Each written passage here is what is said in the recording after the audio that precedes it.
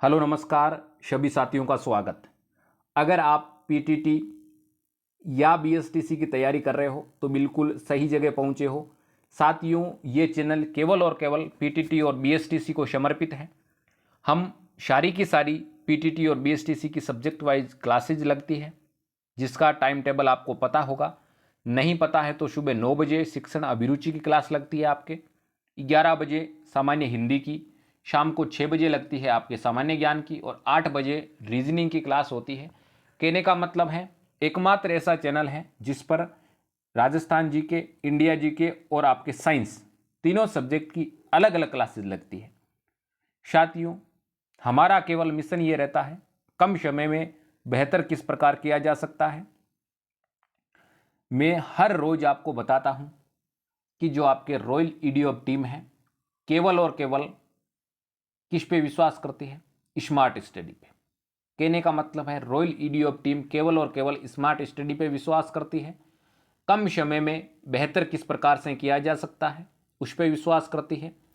साथियों, पीटीटी या बीएसटीसी में आपको सिलेक्शन लेना है ना, तो बिल्कुल आज ही हमारे साथ जुड़ जाइए ताकि सिलेक्शन आपका सुनिश्चित हो। तो आज की अपनी क्लास होगी शिक्षण अभिरुचि की, जिसमें सारे के सारे सवाल परीक्षा की दृष्टि से इंपॉर्टेंट होंगे और परीक्षा में आने के काफ़ी हद तक चांसेज रहेंगे। तो बिना समय व्यर्थ किए शुरुआत करते हैं आज की क्लास की, जिसका पहला सवाल है आपके पृथक पृथक समजातीय समूह के व्यक्तियों के बच्चों की अभिवृत्ति साधारणतया आधारित होती है। पता हो भाई किस पे आधारित होती है? ए ऑप्शन में दे रखा है उनके अभिभावकों को चित्तवृत्त पर, सेकंड ऑप्शन में है उनके समकक्षियों की अभिवृत्ति पर, थर्ड ऑप्शन में है दूरदर्शन के प्रभाव पर, फोर्थ ऑप्शन में है उनके सहोदरों की अभिवृत्ति पर। बताओ भाई किस पर निर्भर करती है आपके पृथक पृथक समजातीय समूह के अभ्यक्तियों की आपके अभिवृत्ति बच्चों की? जिस भी साथी को आंसर पता है वो जरूर बता दें भाई। उनके अभिभावकों की चित्तवृत्ति पर, किस पर निर्भर करती है भाई? उनके अभिभावक होते हैं ना, उसकी चित्तवृत्ति पर निर्भर करती है। जिस भी साथी ने ए ऑप्शन आंसर दिया है ना, बिल्कुल आपका आंसर क्या है? 100% राइट है। जिस भी साथी ने ए ऑप्शन बताया है बिल्कुल आंसर राइट है भाई। अगला सवाल आपका, एक शिक्षक को साधन संपन्न होना चाहिए, इसका क्या अर्थ है भाई? बताएं। ए ऑप्शन में दे रखा है उसके पास पर्याप्त धन संपदा होनी चाहिए ताकि उसे शिक्षण देने की जरूरत न पड़े। सेकंड ऑप्शन है उनका अधिकारियों के उच्च स्तर से संपर्क होना चाहिए। थर्ड ऑप्शन में है उनको अपने विद्यार्थियों की समस्याओं को हल करने का पर्याप्त ज्ञान होना चाहिए। और फोर्थ ऑप्शन में है विद्यार्थियों के बीच उनकी प्रसिद्धि होनी चाहिए। क्या होना चाहिए भाई? एक शिक्षक का साधन संपन्न होना। बताओ भाई। जिस भी साथी ने थर्ड ऑप्शन बताया है बिल्कुल जवाब सही है आपका। उनको अपने विद्यार्थियों की समस्याओं को हल करने के लिए पर्याप्त ज्ञान होना चाहिए। ऐसा नहीं है कि वो बहुत प्रसिद्ध होने चाहिए, उसके बहुत लंबे पहुंच होनी चाहिए लंबी, ऐसा कुछ नहीं होता है। एक समर्पित या साधन संपन्न शिक्षक के लिए क्या आवश्यक है? उनको अपने विद्यार्थियों की समस्याओं को हल करने के लिए उसके पास में क्या होना चाहिए भाई?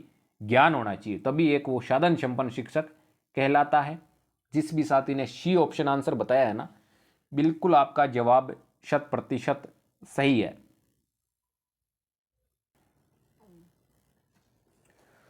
बच्चों में संवेगात्मक समायोजन प्रभावी होता है। बताओ भाई, बच्चों के अंतर्गत संवेगात्मक समायोजन कब प्रभावी होता है? व्यक्तित्व निर्माण में, कक्षा शिक्षण में, अनुशासन में या उपयुक्त सभी में? बताओ भाई। जिस भी साथी ने डी ऑप्शन आंसर बताया है उपरोक्त सभी, बिल्कुल आपका जवाब सही है। डी ऑप्शन क्या हो जाएगा? करेक्ट आंसर हो जाएगा। बच्चों के संवेगात्मक समायोजन के लिए प्रभावी क्या होता है भाई? उसका व्यक्तित्व निर्माण भी होता है, कक्षा में शिक्षण भी होता है और अनुशासन भी होता है। कहने का मतलब है ये सभी की सभी चीज़ें मिलकर एक क्या करती है, एक अच्छे संवेगात्मक समायोजन प्रभावी बच्चे का निर्माण करती है। जिस भी साथी ने डी ऑप्शन आंसर दिया है ना, बिल्कुल आपका आंसर राइट है भाई।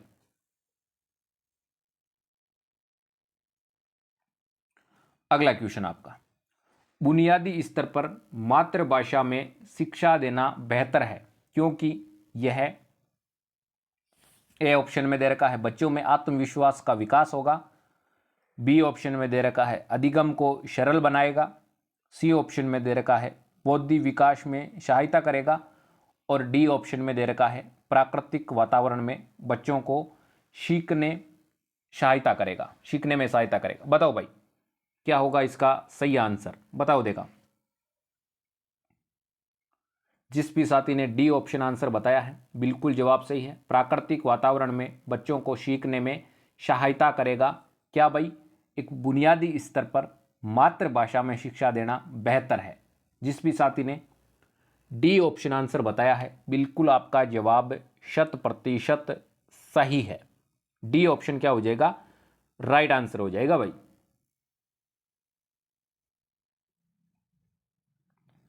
शामपट पर लिखते समय सबसे महत्वपूर्ण क्या है। शामपट मैंने पहले आपको बता दिया था किसे बोलते हैं, वही पिछली क्लास में मैंने बताया था बोर्ड को। अपन सामान्य भाषा में बोर्ड बोलते हैं ना, जो आपके क्लास में लगा होता है उसे बोला जाता है श्यामपट। श्यामपट पर लिखते समय सबसे महत्वपूर्ण क्या होता है भाई, अच्छी लिखावट, लेखन में स्पष्टता, बड़े अक्षरों में लिखना या छोटे अक्षरों में लिखना। बताओ भाई श्यामपट में सबसे महत्वपूर्ण क्या होता है, अच्छी लिखावट। क्या होता है भाई, अच्छी लिखावट, यानी राइटिंग अच्छी होनी चाहिए भाई। जिस भी साथी ने ए ऑप्शन आंसर दिया है ना, बिल्कुल आपका जवाब क्या हो जाएगा, सही आंसर हो जाएगा, सही हो जाएगा आपका जवाब। A option is the correct answer. अगला क्वेश्चन, आपकी कक्षा में एक छात्र देर से आता है तो आप क्या करोगे भाई। आपकी क्लास में ना एक स्टूडेंट लेट आता है तो आप क्या करोगे। ए ऑप्शन में दे रखा है उसके अभिभावकों को सूचित करेंगे, बी ऑप्शन में दे रखा है उसे दंड देंगे, सी ऑप्शन में दे रखा है कारण जानने की चेष्टा करेंगे, और डी ऑप्शन में दे रखा है उस पर कोई ध्यान नहीं देंगे। बताओ भाई क्या करोगे। जिस भी साथी ने सी ऑप्शन आंसर बताया है कारण जानने की चेष्टा करेंगे, बिल्कुल आपका जवाब 100% सही है। सी ऑप्शन अगर आप आंसर बताओगे ना तो आपको अंक कितने मिलेंगे भाई, अंक मिलेंगे आपको 3, और उसे दंड दोगे ना तो आपको क्या मिल जाएगा भाई, 0 अंक। क्या मिल जाएगा, दंड तो देना ही नहीं है भाई, दंड तो संपूर्ण रूप से सरकार की तरफ से बंद कर रखा है। कोई भी अगर स्टूडेंट को मारता है, पीटता है, आंखें निकालता है, उस पर तुरंत प्रभाव से कार्रवाई की जाए और तुरंत प्रभाव से उसे किस में डाल दिया जाए, जेल में डाल दिया जाए। विद्यालय में विद्यार्थियों को कैसे अभिप्रेरित करना उचित है, मतलब उसको मोटिवेशन किस प्रकार से करना उचित है। चुने गए अध्यापन द्वारा, प्रासंगिक अध्ययन द्वारा, गहन अध्ययन द्वारा या शैश्वर अधिगम द्वारा। बताओ भाई मोटिवेट किस प्रकार से कर सकते हैं बच्चों को। जिस भी साथी ने डी ऑप्शन आंसर बताया ना, शैश्वर अधिगम के द्वारा, बिल्कुल डी ऑप्शन क्या हो जाएगा, करेक्ट आंसर हो जाएगा। उस प्रकार से स्टूडेंट को क्या कर सकते हैं भाई, मोटिव कर सकते हैं अपन। तो डी ऑप्शन जिस भी साथी ने आंसर दिया है बिल्कुल आपका जवाब राइट है।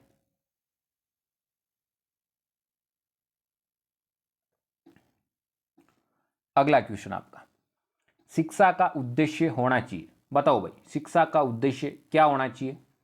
विद्यार्थियों में व्यावसायिक कुशलता का विकास करना, बी ऑप्शन में दे रखा है विद्यार्थियों में सामाजिक जागरूकता का विकास करना, सी ऑप्शन में दे रखा है विद्यार्थियों को परीक्षा के लिए तैयार करना, और डी ऑप्शन में दे रखा है व्यवहारिक जीवन के लिए विद्यार्थियों को तैयार करना। बताओ भाई शिक्षा का मूलभूत उद्देश्य क्या होता है,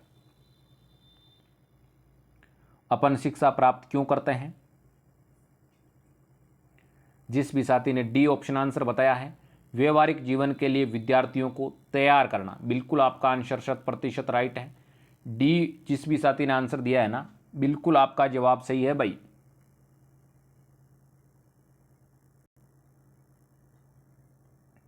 विद्यार्थी में अवांछित व्यवहार को चिंतित परिवर्तन करने में सबसे प्रभावी पद्धति है, बताओ भाई। विद्यार्थी में अवांछित व्यवहार को चिंतित परिवर्तित करने की सबसे प्रभावी विधि कौन सी है, प्रभावी पद्धति कौन सी है? विद्यार्थियों को दंड देना, या अभिभावकों को सूचित करना, अभिभावकों को इनमें ध्यान देना, या सी ऑप्शन में दे रखा है अवांछित व्यवहारों के कारणों को ढूंढना एवं उपचार का प्रबंध करना, और डी ऑप्शन में दे रखा है इसकी उपेक्षा करना। बताओ भाई।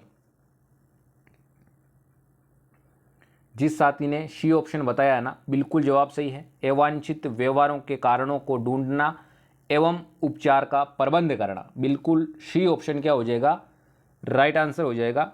जिस भी साथी ने सी ऑप्शन आंसर दिया है ना, बिल्कुल आपका जवाब 100% सही है। आपको शिक्षक दिवस पर कुछ विद्यार्थियों ने एक बधाई पत्र भेजा, तो आप क्या करोगे भाई? आप एक शिक्षक हो और शिक्षक दिवस पर स्टूडेंट ने आपको क्या भेजा भाई? आपको भेजा एक बधाई पत्र, तो आप क्या करोगे? कुछ नहीं करेंगे, या उन्हें धन्यवाद देंगे, सी ऑप्शन में उन्हें पैसों की बर्बादी नहीं करने के लिए बोलेंगे, या डी ऑप्शन में बदले में शुभकामनाएं देंगे। क्या करोगे भाई? बताओ देखा, क्या करोगे भाई? बताओ रे, बताओ देखा। बी ऑप्शन क्या हो जाएगा, राइट आंसर हो जाएगा। उन्हें क्या बोलोगे आप? थैंक्स बोलोगे। क्या बोलोगे भाई? थैंक्स बोलोगे कि धन्यवाद। जिस भी साथी ने बी ऑप्शन आंसर दिया है ना, बिल्कुल आपका जवाब 100% राइट है भाई।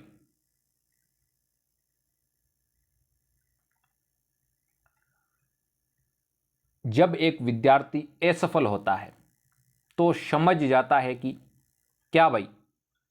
पद्धति असफल है, शिक्षक असफल है, पाठ्य पुस्तकें असफल हैं, या यह व्यक्तिक असफलता है? बताओ भाई। जब कोई एक विद्यार्थी असफल होता है ना, असफल का मतलब आप जानते होंगे भाई, असफल का मतलब होता है फेल। क्या होता है भाई? फेल। जब कोई एक स्टूडेंट फेल हो जाता है ना, तब वे उसके दिमाग में क्या आता है भाई?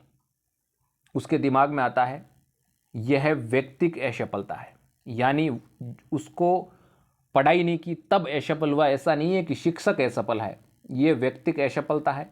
जिस भी साथी ने डी ऑप्शन आंसर दिया है ना, बिल्कुल आपका जवाब 100% सही है।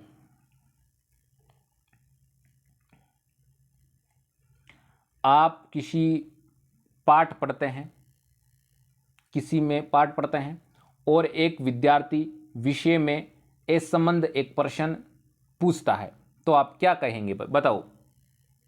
कोई पाठ पढ़ रहे हैं आप और एक स्टूडेंट असंबद्ध प्रश्न पूछ रहा है, तो उस स्टूडेंट को आप क्या बोलोगे?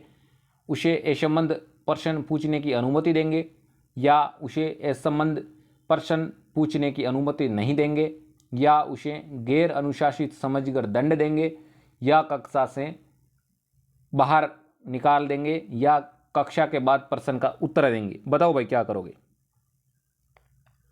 मान लो आप जो विषय पढ़ा रहे हो और उस विषय वस्तु से अलग उसने प्रश्न पूछा है, तो आप क्या करोगे भाई? बताओ देखा। तो क्या करोगे भाई? कक्षा के बाद प्रश्न का उत्तर देंगे। जिस भी साथी ने डी ऑप्शन आंसर बताया है ना, बिल्कुल आपका जवाब 100% सही है। डी ऑप्शन जिस भी साथी ने आंसर दिया है, तो बिल्कुल आपको पूरे में से पूरे नंबर मिलेंगे भाई, 3 नंबर। विद्यालय से विद्यार्थियों को भाग जाने का कारण है, क्या कारण हो सकता है भाई? आप कौन कौन भागे हैं भाई विद्यालय से? हम तो जब छोटे थे ना, 4वीं 5वीं कक्षा में पढ़ रहे थे, तब लंच में ही आ जाते थे, अपनी छुट्टी लंच में ही हो जाती थी, क्योंकि सुबह जाते थे टिफ़िन लेके। वहाँ टिफ़िन खाने का अच्छा मामला था अभी हमारा। टिफ़िन हम खा लेते थे लंच से पहले, यानी लंच जब होती थी ना, तब हमारा टिफ़िन फिनिश हो जाता था, और तब अपन देखते थे कब शिक्षक चाय पीने चले जाए, मतलब मास्टर कब चाय पीने चले जाए। चाय पीने चले जाते थे, हम दीवार कूद के घर पे सीधे के सीधे अपनी छुट्टी हो जाती थी भाई लंच में। बताओ भाई, विद्यालय से विद्यार्थियों को भाग जाने के कारण क्या हो सकता है भाई? कक्षा शिक्षण में रुचि का अभाव, विद्यार्थियों में अध्ययन में रुचि का अभाव, विद्यार्थियों को दंड नहीं देना, या समस्या के प्रति शिक्षकों की निर्दयी अभिवृत्ति। क्या हो सकता है भाई? आप तो नहीं भागे ना लंच में, बिल्कुल भागना भी नहीं है भाई। समस्या के प्रति शिक्षकों की निर्दयी अभिवृत्ति, तो इसका मतलब डी ऑप्शन क्या हो जाएगा? राइट आंसर हो जाएगा। जिस भी साथी ने डी ऑप्शन आंसर दिया है ना, बिल्कुल आपका जवाब 100% सही होगा।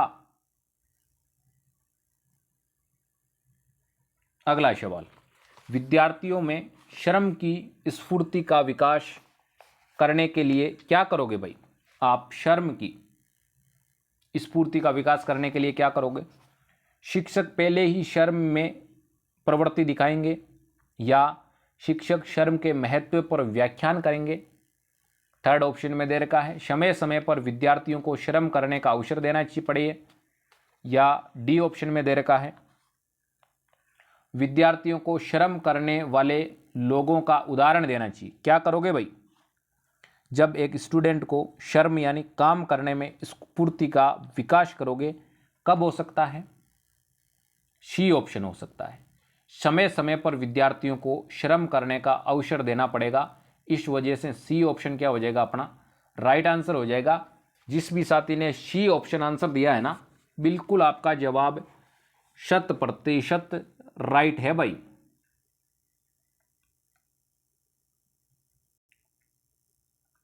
अगला क्वेश्चन, प्राथमिक शिक्षक के बाल मनोविज्ञान का ज्ञान आवश्यक है। कब आवश्यक है भाई? प्राथमिक शिक्षक के बाल मनोविज्ञान का अध्ययन कब आवश्यक है?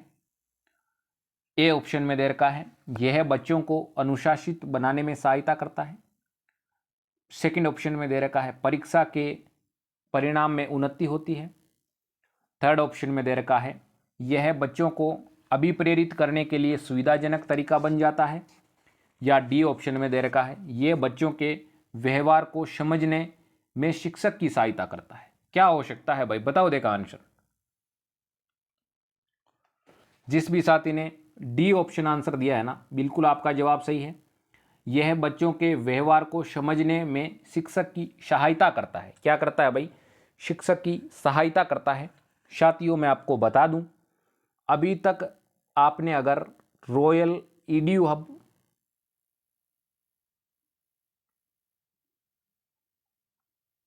यूट्यूब चैनल का टेलीग्राम चैनल अगर ज्वाइन नहीं किया है तो बिल्कुल अभी जाकर आप ज्वाइन कर लें, क्योंकि टेलीग्राम चैनल पर क्या होता है, इम्पोर्टेंट जो चीज़ें होती है वही भेजी जाती है, और आपको सबसे पहले सटीक जानकारी मिल जाती है आपके कहाँ पर भाई? टेलीग्राम चैनल पर।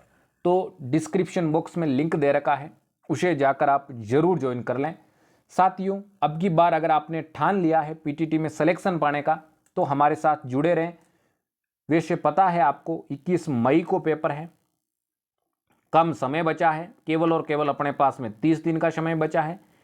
30 दिन में अपन क्या बेहतर पढ़ लें कि अपना सिलेक्शन सुनिश्चित हो जाए, ये केवल और केवल रॉयल ईडीयू टीम जानती है। वो आपके साथ लगातार साझा कर रही है।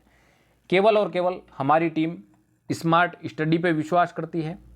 कम समय में बेहतर किस प्रकार से किया जा सकता है, केवल उस पर विश्वास किया जाता है।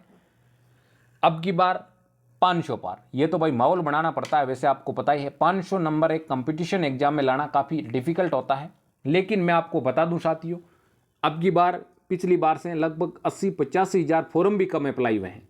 तो इसका मतलब आपको सिलेक्शन लेना है ना, तो आपको पढ़ना पड़ेगा। पढ़ना कितने दिन है? केवल 30 दिन। 30 दिन हम जो जो चीज़ें आपको बताएं वो अगर आप पढ़ लेते हो ना, तो बिल्कुल आपका आंसर भी सही हो जाएगा प्रत्येक क्वेश्चन का, और आपका सिलेक्शन भी सुनिश्चित हो जाएगा। एक छोटी सी उम्मीद जो साथियों हमारी आपसे रहती है कि इस क्लास को आप लाइक करें, चैनल को सब्सक्राइब करें, और इस क्लास को जितना हो सके उतना अपने साथियों के साथ शेयर करें। ज़्यादा से ज़्यादा शेयर करें भाई। जितना ज़्यादा आप क्लास को शेयर करोगे ना, उतना ज़्यादा हमारा मोटिवेशन बढ़ेगा और हम बेहतर से बेहतर करने का प्रयास करेंगे, ताकि आपको परीक्षा में अंतिम रूप से आप सफल हो। मिलते हैं जल्द ही अगली क्लास में।